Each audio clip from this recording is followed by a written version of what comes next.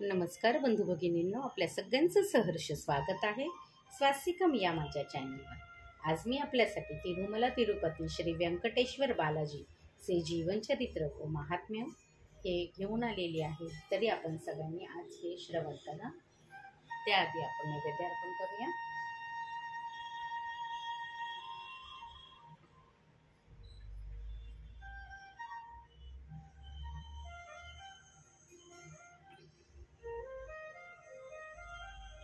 नैवेद्यं समर्पयामि, नैवेद्यं समर्पयामि, नैवेद्यं समर्पयामि। तिरुपती बालाजी तुला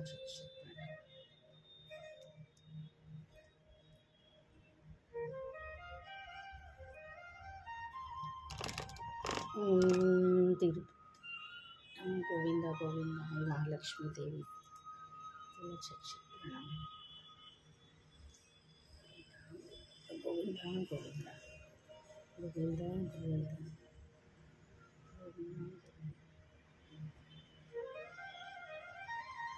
गोविंदा।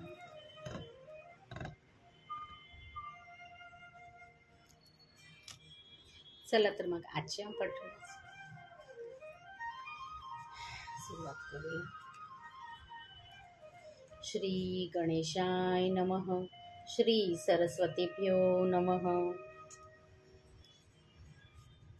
आज आपण ऐकणार आहात लक्ष्मी देवीला शोधित असताना भूलोकात श्रीनिवास।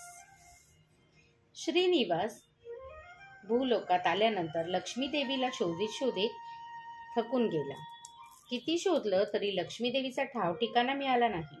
शेवटी श्रीनिवास रानावनात भटकत भटकत वेड्यासारखा फिरत फिरत तिरुपती प्रांतास येऊन पोहोचला।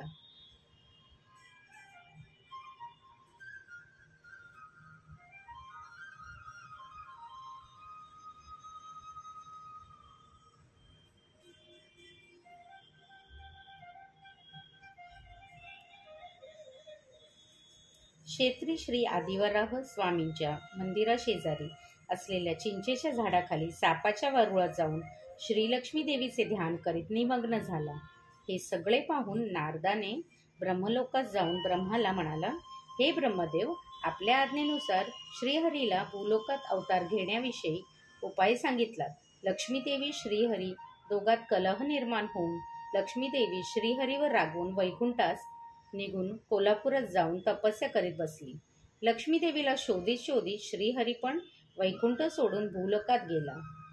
लक्ष्मी देवीला शोधित शोधित तिरुमला क्षेत्री जाऊन तिथे सापाच्या वारुळात तपस्या करीत बसला। श्रीहरीला कसेही करून अन्नपाणी देण्याचा मार्ग काढ। नारदाचे म्हणणे ऐकून ब्रह्मदेव म्हणाला, तुम्ही भूलोकात जाऊन लक्ष्मी देवीला आणि आपण स्वतः कैलासात शंकराला भेटण्यासाठी गेलात। ब्रह्मदेवाचे येणे पाहून शंकराने त्याचा आदर सत्कार केला। ब्रह्मदेवाने शंकराला श्रीहरी आणि लक्ष्मी देवी या दोघात कलह निर्माण झालेली हकीकत सांगितली।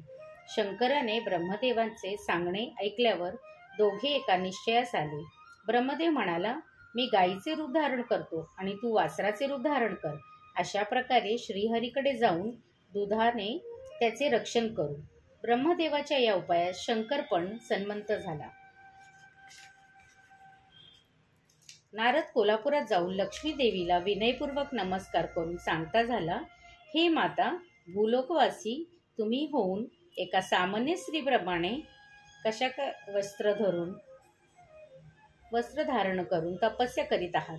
आपणाशिवाय वैकुंठाची शोभा पण नाहीशी झाली।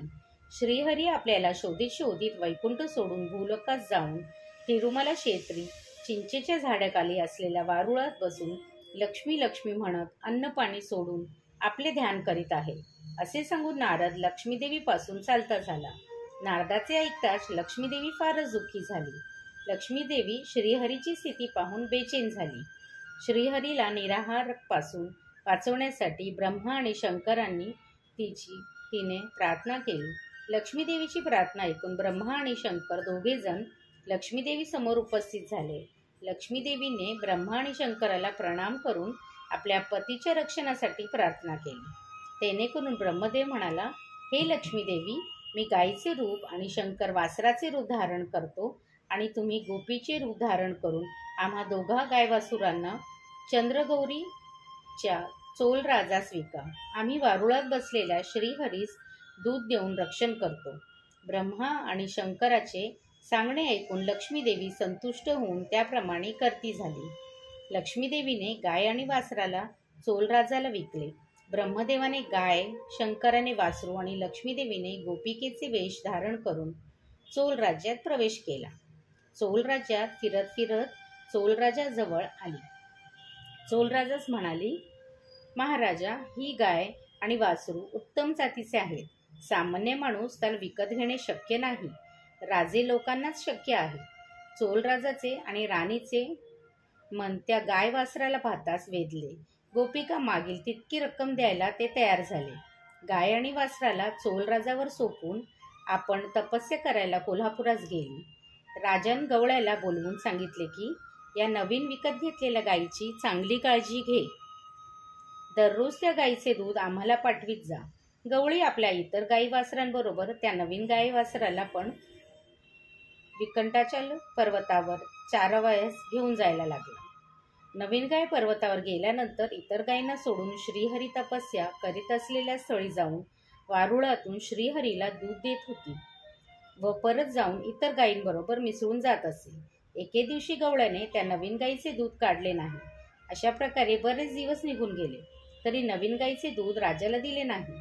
एके दिवशी महाराणी गवळ्याला बोलवून विचारती झाली, का रे, तुला त्या नवीन गायीचे दूध दररोज पाठविण्यास सांगितले असताना एक दिवशी पण दूध आणून दिले नाहीस. त्या गायीचे दूध काय करीत आहेस? तूच पिऊन टाकत आहेस की विकून देत आहेस? गवळ्याने भीत महाराणीला सांगितलं की सगळ्या गायींबरोबर या गायीचे दूध काढायला गेल्यास ती दूधच देत नाही. ही कसली माया आहे मला समजत नाही.